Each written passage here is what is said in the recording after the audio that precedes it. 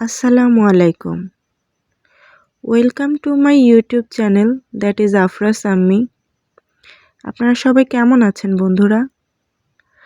অনেক দিন আপনাদের সাথে কোনো সেলাই টিউটোরিয়াল শেয়ার করা হয়নি।